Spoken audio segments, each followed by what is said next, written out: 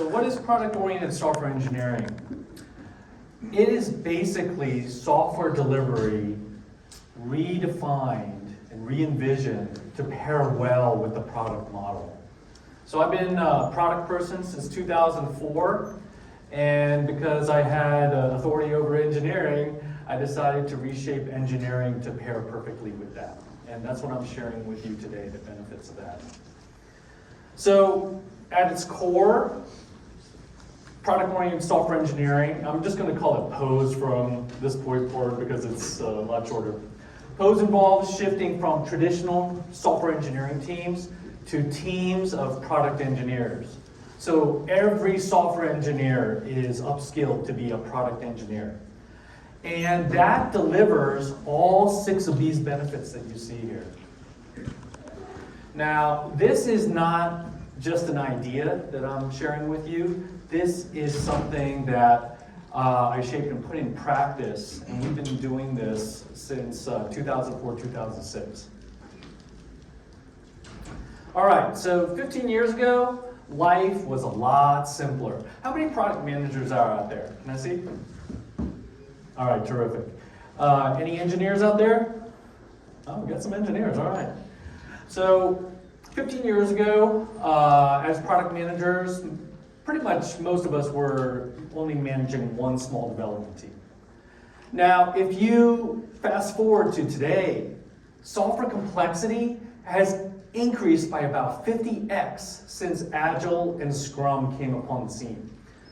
And it's product managers that have absorbed a lot of this complexity. So if you're a product manager, you are writing more PRDs than ever. And you're writing endless user stories if you have multiple teams. And the statistics don't lie, because PMs overseeing 3 or more development teams has doubled in the last 10 years.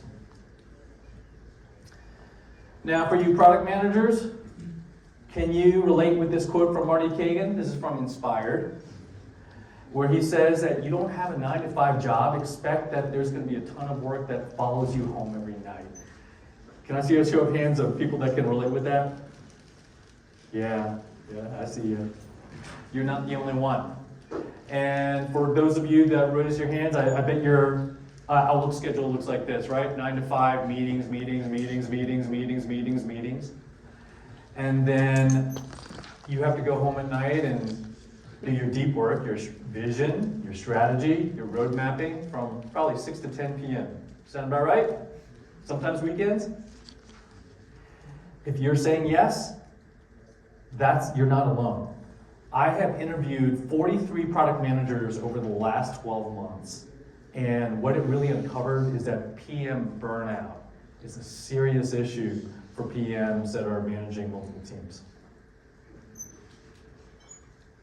Okay, since we have the 49ers stadium right across the street from us, I'm going to use this analogy. So, as a product manager, you're basically the quarterback of your product team. And quarterback Brock Purdy, he would call a play in the huddle like this. Trips right, gun double right, 62Z mesh, alert 52 swing. Now, if you don't have problem space and solution space knowledge related to football, that means nothing to you, right? But reading these 11 words would put this picture in the minds of every one of those players that he's playing with. They will know the strategy, and they will know the individual assignments. Really, really compact direction. Now, imagine if Brock Purdy could not rely upon his teammates having that knowledge. Then he would have to spell everything out in detail like this. I don't expect you to read this, okay? So don't even try. My point is that first paragraph is the strategy of the play. That's kind of like how you write your PRDs. And then the second paragraph are the details for the assignments of the wide receivers, the running back, and the tight end. That's like you as a product manager writing out all these user stories for one of your technical teams. And then third paragraph are all the blocking assignments for the offensive linemen. And that would be like you as a product manager writing out all the user stories for your second technical team. And my point here is that this is 30 times more work than this. And here's my assertion to you. If you are dealing with teams of software engineers, if your engineers all got upskilled to product engineers, you'd be able to just call plays like this. But you're probably doing 30 times more work in communicating and ensuring alignment than you really have to. And in the last, since 2004, when we started doing this, I've actually written 0 user stories. 0. It's actually not as necessary as you think it is. Okay, so what are product engineers? I consider them to be evolved software engineers. And for all the engineers in here, this is something really to listen to. If you pick up product knowledge and you advance your soft skills, your value is going to shoot up. It doesn't matter what company you're in, you will make yourself more valuable. And you will also make yourself a true partner with your product manager and your designer. And in our experience, once software engineers are upskilled into product engineers, you need 40% less people to get the same amount of work done. So although product engineers being more highly skilled will require probably higher salaries, your engineering costs actually go down just because the amount of people that you need is significantly less. Another thing that we get is that we've been able to experience faster delivery with less people because there's fewer communication paths. Do you see all those communication paths when you just have 2 more engineers on the team? The human communication paths are one of the biggest bottlenecks of a technical team's progress. So when you get them to be product engineers with a wider skill set, you actually end up getting faster delivery too. All right, so the benefits for the PM. Number 1, greater alignment. It is just tons easier to expect alignment from your technical teams when they have product knowledge. The second thing, worth repeating, no user stories. And when you don't have as much of number 1 and number 2, guess what? You have time to do your strategic work. This is a screenshot of the training portal that we use to upskill our software engineers into product engineers. It is a significant investment of time and training, but it pays off those dividends that I told you before. It's well worth it. Okay, one of the foundations of doing product-oriented software engineering is something called daily reports. And daily reports are summaries of the previous day activity for each person. So each engineer, each designer, actually even every QA tester that we have, they produce these daily reports and they get pushed out to the team every night, and then everybody reads them in the morning, and they have a deep and wide awareness of what's happened on the team. Now, this is an example of a daily report written up by one of our designers last year. And we have training for what should be in there and the format and all this kind of thing. In this particular one, this designer was sharing with the rest of the team. I implemented this update to the mock-up after talking with the product manager, which was me. And then this is how it works for developers. They get it really easy because we just generate it using AI, so they don't have to write anything. So it looks at all of the coding activity for each engineer and then generates the reports and sends those out. Now, let me explain to you why I shaped these daily report mechanisms, and we put a lot of effort into shaping these things. The reason why is because I had a revelation pretty early in my career that all of these situations that I'm dealing with as a product person, like blockers. We've got a blocker here, Andrew. Oh my gosh, we didn't know about that. This sucks because we need to deliver soon. Oh, we have this horrible dependency that we have to manage. How come you guys didn't tell me about that before? Oh, we didn't know because that other team didn't tell us. And blockers, dependencies. Blockers, dependency. How many times have we had to deal with this stuff, right? I had the revelation early on in my career that these blockers, these dependencies, are symptoms of the same disease. That disease is called lack of awareness. So daily reports are the antidote. When you have team-wide awareness, these things just don't happen. 80% of them just never materialize. And the reason why is because as everyone is reading these reports, a lot of the engineering teams are seeing what's happening on other teams that they're dependent on, and they just try to make sure that things are moving on, progressing as needed for them, and if not, they address it amongst themselves.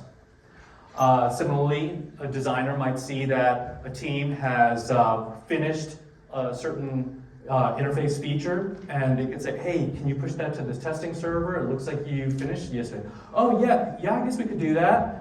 Oh, no, that's not what I wanted. You didn't make the error messages correctly. All right, let's go through those designs right now. So when you have awareness, just a lot of these kinds of things get resolved.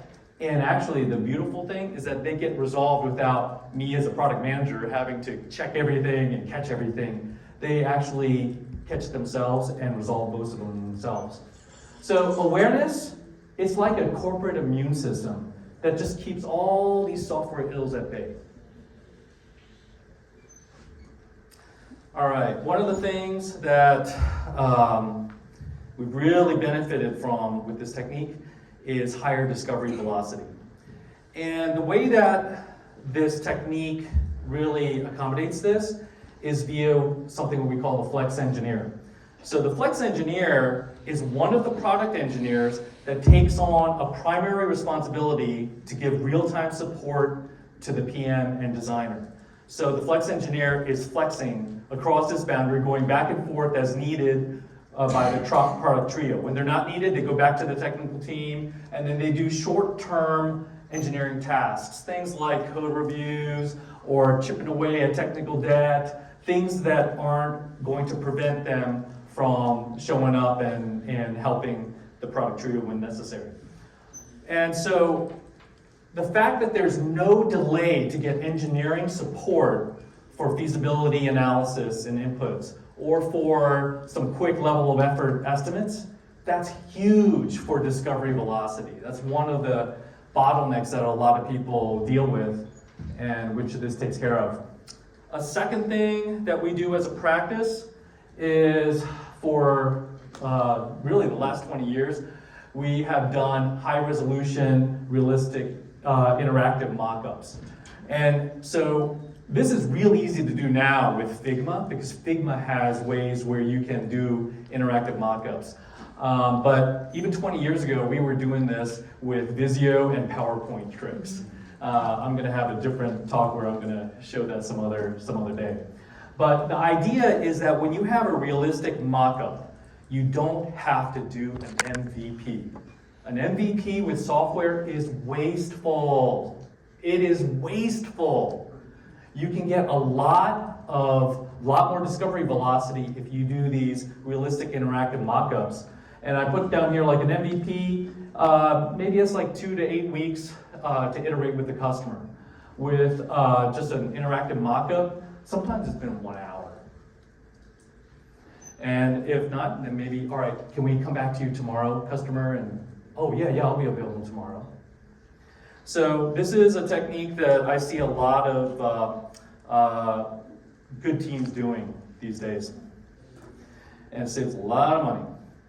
Okay. Another big thing about the Flex Engineer is that it shields all the other engineers from unnecessary disruptions. Now, every engineer that is in here, they're going to love what I have to say here. Okay. So because the Flex Engineer's job is to be available on tap at a moment's notice whenever the product manager or designer needs them, it actually allows all the other product engineers to put their head down and do their deep work. And so this is a huge boost to engineering productivity. I grew up as an engineer, so I knew that this was the dynamic that was really, really necessary. And typically, for the last 20 years, almost all our engineers, almost every day, is pretty much free to do their work after 10:30 a.m. And the reason why is because the way that we do things is that everybody reads the daily reports as the first thing in the morning, and culturally they know I want them to have their meetings right after. Schedule whatever meetings you want, have those organic meetings, and then leave the engineers alone unless it's absolutely necessary, okay? And so that culture has really helped our engineers to have consistent high productivity over these years. All right, another thing that the Flex Engineer has really delivered on is it's allowed us to achieve true business agility. And I'll illustrate that by the very common thing that's happened so many times through the years, is my CEO calls me up and says, "Hey, Andrew, our biggest customer just gave me a call, and they had this issue come up, and that I actually want to make them happy, like right now. I need you to pivot. And so, you know those other things I told you were our top priorities? Yeah, forget about that. Okay, just figure out how you can get this done like now, okay? All right, so what do I do? Call in the Flex engineers. All right, here's what the CEO just told me. And what are your ideas? Here's an idea I have. All right, well, I have this idea. So we have idea A, idea B. How much do you think your idea would cost as far as the time and scheduling people? And all right, how about my idea? And we're talking about estimates on the fly, and I'm getting estimates within seconds. Maybe a few minutes. Not, you know, Andrew, I'll have to go talk with all the engineers. I'll be back in a week. No, that's not real agility, okay? So the Flex engineer can give this kind of estimates because they are highly technical. They're sitting with the engineering team a lot. They're doing code reviews. They know the state of the code bases. They know the architectures, and they know where the architectural technical debt is. And so that is all the information that they need to be able to do that. Okay, another really big thing is that when you have team-wide awareness, that ensures rapid detection and correction of misalignments. And so when misalignments happen, let's say one engineer is misaligned, what typically happens is that the other product engineers can sense that based off of the daily reports.